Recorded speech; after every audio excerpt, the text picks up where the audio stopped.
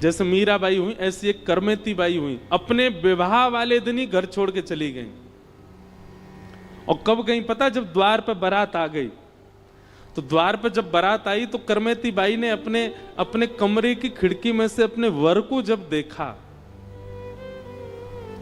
Karmeti by को पता था कि जिस खानदान में मेरा ब्याह हो रहा है ये लोग भगवान को मानते नहीं, भगवान को भजते नहीं, पाठ पूजा इनके यहां होती नहीं, माता पिता के प्रेशर में ब्याह कर रही थी।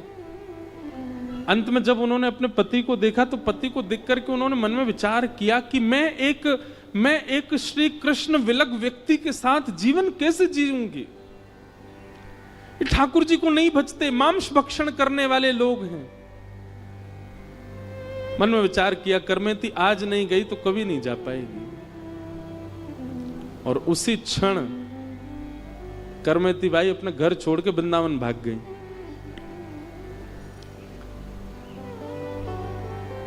उनके पिताजी ने खूब ढूंढा, नहीं मिली। अंत में उनको पता चल गया कि करमेती वृंदावन गई होगी। जब वृंदावन आए तो वृंदावन आकर के ढूंढा तो किसी ने बताया, बोले यमुना किनारे कुटिया में रहती हैं करमेती बाई। तो जब करमेती बाई के पास गए उनके पिताजी ने जाकर के कहा, बेटी तूने ऐसा क्यों किया? तब वहां एक वाक्य उनके पिताजी ने कहा, तूने हमारी नाक कटवा दी। अरे ब्याह होने से पहले ही कर देती है सब काम। करमेती बाई बोले, ब्याह तो नहीं हुआ था पिताजी, ब्याह हो जाता तो मैं कुछ कर ही नहीं पाती, पर मैं तो उससे पहले ही चली गई। और रही बात, आप कहते हैं कि मैंने आपकी नाक कटवा दी। पिताजी शास्त्रों की माने तो नाक उनकी होती है जो कृष्ण को भजते हैं, नाक उनकी होती है जो ठाकुर जी के होते हैं।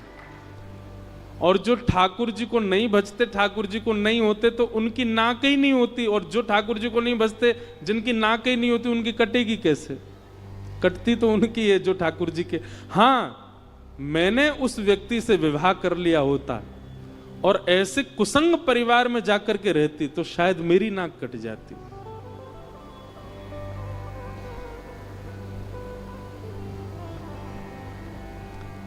करमेती बाई का अब ये प्रवचन पढ़े लिखों को नहीं समझ आएगा, वो तो इस पर प्रश्न उठा देंगे, अच्छा कैसी बेटी थी, पिता से ऐसे बोल गई। पर करमेती बाई अपने पिता से कहती हैं कि पिताजी मैंने आपके चाहे वर से विवाह नहीं किया, कम से कम घर छोड़ करके व्यसन करने तो नहीं गई थी, घर छोड़ करके मांस भक्षण करने तो नहीं गई, घर छोड़ करके किसी गलत मार्ग पर तो नहीं गई, घर छोड़ करके अपने देह को कहीं गलत मार्ग पर तो नहीं लेकर के गई। आई तो कृष्ण भक्ति में ना, आई तो वृंदावन ही ना। और वृंदावन भी अपनी कोई इच्छा नहीं है, मेरी विवाह करने की कोई इच्छा नहीं है। आप यदि अभी आज्ञा कर दें तो मैं केश मुड़ाने तक तैयार हूं। मैं कृष्ण की रह करके जीना चाहती हूं, मैं संसार की नहीं रह सकती पिताजी।